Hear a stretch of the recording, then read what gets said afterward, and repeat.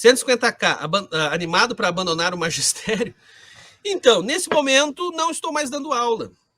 Não estou mais. Eu duvido muito que eu fique muito tempo sem dar aula, porque eu gosto de dar aula. Agora, a verdade seja dita, é triste falar isso. Eu adoeci muito dando aula, galera. Eu adoeci muito e eu acho que qualquer professor nesse país vai se identificar com o que eu estou falando. Porque assim, a educação transforma, aliás, assim, por isso que me irrita muito esses papos anti-intelectualistas e não sei o quê, seja de direita, seja de esquerda, me incomoda pra caralho, porque eu presenciei a transformação que a educação faz na vida das pessoas. Eu vou contar um negócio aqui para vocês. Vamos lá. Eu vou fazer um relato pessoal aqui que me pega bastante. Eu vou distorcer alguns dados e nomes e tal aqui para não, enfim, por uma questão aí para manter as pessoas, assim, não trazer holofote para pessoas que não estão, talvez não querendo essa atenção. Mas eu, numa universidade aí que eu trabalhava, eu assumi uma turma do curso de letras. Essa turma que eu assumi, isso é uma coisa importante que vocês tenham em mente, cursos de licenciatura costumam ser alunos pobres, tá?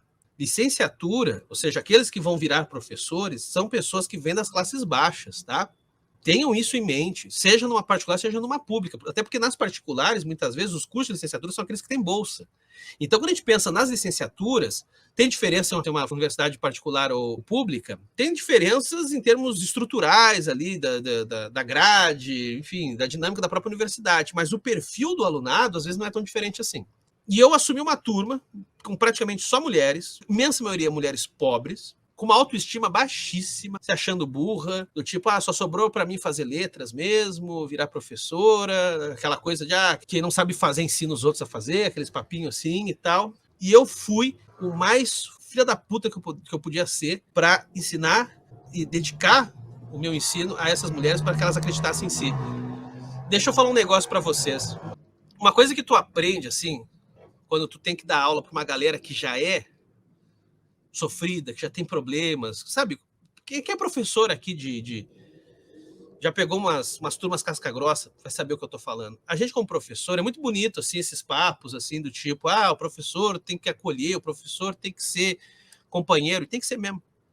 Mas tem um detalhe importante aqui, o professor, ele também funciona como uma vacina. E a vacina, como vocês bem sabem, é a dosagem certa do veneno. É a dosagem certa daquilo que vai fazer mal. Então, às vezes, como professor, tu tem que ser um filho da puta. Mas o filho da puta na dose certa, porque não é para desincentivar, para humilhar, para destruir. Mas em alguma dose, às vezes, tu precisa dizer, ok, eu vou ser muito filha da puta com fulano, beltrano, ciclano, porque eu quero o bem dessa pessoa. Eu vou ser a vacina. E vacina às vezes dói, né? Enfim, eu tô contando essa história toda porque eu assumi essa turma e uma dessas alunas, eu vou falar ela aqui, ela vai ficar feliz dela, eu vou falar.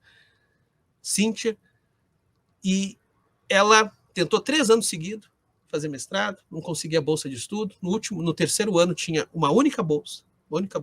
Chorou que não ia conseguir. Eu falei coisas horríveis que eu não lembro qual. Tentei ser uma vacina e ela passou em primeiro lugar. E depois disso, aquelas meninas, todas do curso de letras, perceberam que elas também podiam. Isso é transformador. Isso ninguém tira de ti. Isso vocês não têm noção. É difícil de escrever. É difícil de escrever assim o grau de graça que você entra quando você percebe pessoas, aqui especificamente mulheres, grande maioria de baixa renda, acreditando em si, melhorando.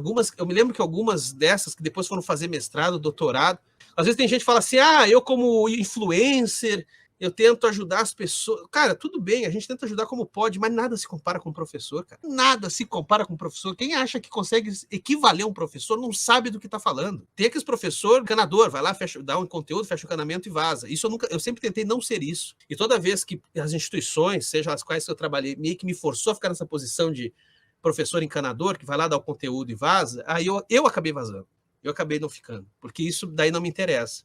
Como eu estava dizendo, mas a sala de aula adoece a gente porque os nossos colegas adoecem, porque os alunos que se tornaram professores adoecem, porque existe muita coisa avacalhando o simples ato de dar aula. E então, eu estou precisando de um tempo, e eu vou tomar esse tempo agora. Finalmente eu vou ter esse tempo. Mas não sei se vai durar muito, não. Mas eu vou dar esse tempo, assim. Não é a primeira vez, eu lembro quando eu fiz meu doutorado, eu fiquei 1 ano e meio. Peguei bolsa, né? O doutorado é 4 anos, eu fiz meu doutorado em 5 anos e eu peguei bolsa só no último ano e meio. Os outros 3 anos e meio, primeiro doutorado, eu estava trabalhando. Mas eu peguei uma bolsa no último ano e meio. Nem sei porque eu contei isso, nem sei se eu falei coisa demais. Mas, enfim, dedico às minhas alunas e alunos, mas a grande maioria das alunas, dedico a elas essa fala aqui, empolgada e perdida e sonolenta, do quanto que a educação transforma e do quanto que pobre tem que entender o seguinte: o mundo é uma merda, e se você não for 2 vezes, 3 vezes, 4 vezes melhor do que os riquinhos que tiveram tudo entregue, tudo de mão beijada, tu ainda vai se fuder. É cruel dizer isso? É, mas é a grande verdade. Tu, ainda mais se você for mulher, ainda mais se você for negro, você vai ter que ser 3, 4, 5 vezes maior que os outros. Então a primeira coisa que você precisa fazer é parar de deixar de acreditar em si. Não ficar se diminuindo, se apequenando, dizendo, quem sou eu? Por isso que eu falo, por isso que eu critico, vocês às vezes não entendem isso. Por que eu critico a humildade? Gente, eu tenho sala de aula. Eu critico essa humildade, porque eu vejo essa humildade que todo mundo aí enaltece. Tem que ser humilde, o Link é arrogante. Tomar no cu, vai tomar no cu com esse papo. Eu vi claramente esse discurso da humildade sendo usado para botar a mulher para ela terminar a faculdade e pendurar o diploma na parede só porque ela se acha burra. Quem sou eu para querer fazer um mestrado? Quem sou eu para virar pesquisadora? Quem sou eu, não sei o quê, não sei. Sabe, esse discurso da humildade introjetado como instrumento de controle, sacou?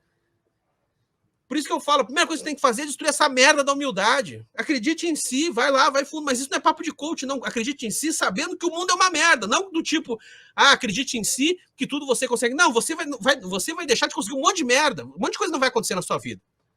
Porque o mundo é uma merda. Mas entenda uma coisa, se você não forçar, se você não botar o pé na porta e der um coice, aí sim que as coisas não vão acontecer. E é isso que um professor faz, sacou? Aí que tá a força de um professor. E não tem youtuber nenhum com milhões de seguidores e o caralho que vai chegar perto do que um professor faz numa sala de aula com 30 alunos. E quem tá aqui já com os papinhos assim de pagar de Salvador e não sei o que, cara, isso que eu vou dizer.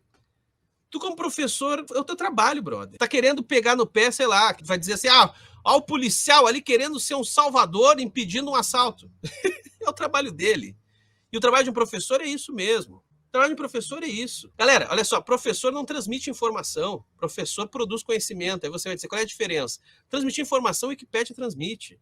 Uma IA transmite. Produção de conhecimento é coletiva. Você constrói com a turma. E esse conhecimento também é muito amplo. Às vezes é um conhecimento de si mesmo. Entende? Pô, isso está lá na frase lá que o Sócrates, conheça-te a ti mesmo, que inclusive estava no templo de Apolo, Delfos, conheça-te a ti mesmo. Ou seja, produção de conhecimento tem a ver com isso também, essa construção coletiva.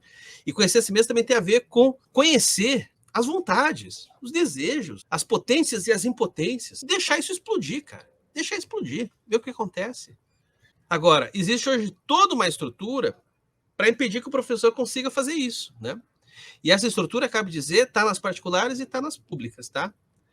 A burocratização do ensino, a instrumentalização da educação, como se a educação fosse um instrumento, sabe? Assim, dá o diplominha, põe no mercado, dá o diplominha, põe no mercado.